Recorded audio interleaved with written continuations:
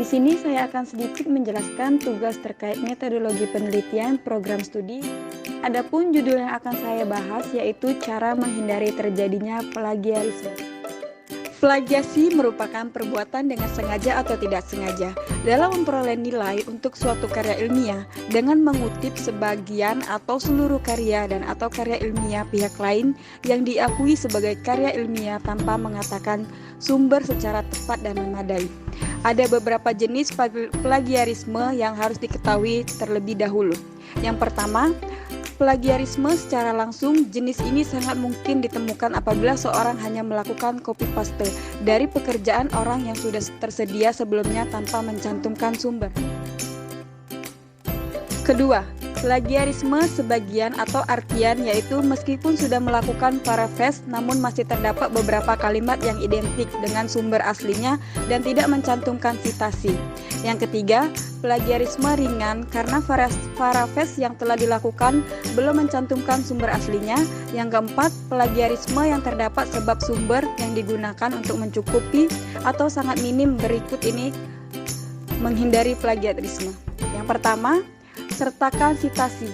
Sumber tersebut tidak hanya untuk buku, jurnal atau skripsi atau rekomendasi video atau visual, namun juga citasi untuk gagasan dari internal juga harus dicantumkan. Penulis citasi juga penting untuk dilakukan ketika penulis merasa ragu dengan keakuratan informasi yang disajikan. Citasi dapat berupa body note maupun footnote. Kedua, catatan berbagai sumber daftar pustaka sejak awal. Daftar pustaka adalah salah satu kewajiban yang tidak boleh dilakukan ketika menulis karya tulis. Sayangnya masih ada yang baru mendata ulang daftar pustaka setelah tulisan selesai.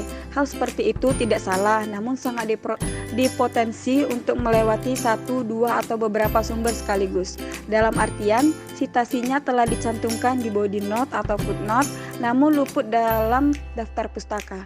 Dengan pendapat apa saja sumber yang dipakai sejak awal, kesalahan bisa diminimalisir pun akan sangat membantu dalam menyusun daftar pustaka. Paraphrase juga lebih mudah untuk dilakukan sebab formatnya tidak serumit jika menggunakan cara pengutipan langsung. Yang keempat, lakukan interpretasi.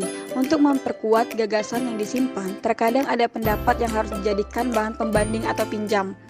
Dalam hal ini bisa jadi analisisnya terlalu rumit maupun butuh interpretasi tambahan. Interpretasi dilakukan seperlunya.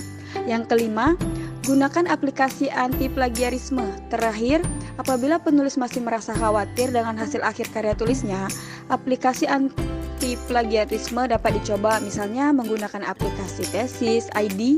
Dengan aplikasi anti plagiarisme, tulisan yang dihasilkan bisa dibandingkan dengan tulisan-tulisan yang sudah terbit sebelumnya, apabila akan menunjukkan beberapa persen tingkat kemiripan yang ditemukan.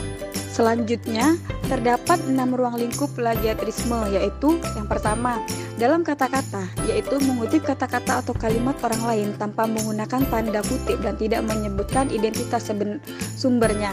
Yang kedua, dalam gagasan, yaitu gunakan gagasan, pandangan, atau teori orang lain tanpa menyebutkan sumbernya.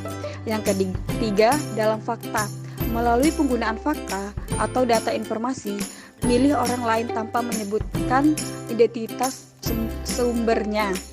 Yang keempat, dalam tulisan, mengakui tulisan orang lain sebagai tulisan sendiri. Yang kelima, dalam paraphrase, yaitu melakukan paraphrase tanpa menyebutkan identitas sumbernya. Yang keenam, dalam karya ilmiah dengan menyerahkan suatu karya ilmiah yang dihasilkan dari atau telah dipublikasikan oleh pihak lain seolah-olah sebagai karya sendiri.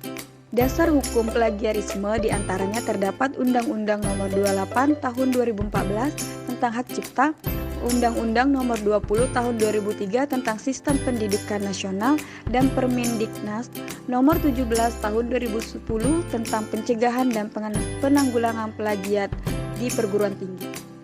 Berikut tips menghindari plagiarisme. Plagiarisme memang menjadi momok yang menakutkan di ranah akademik.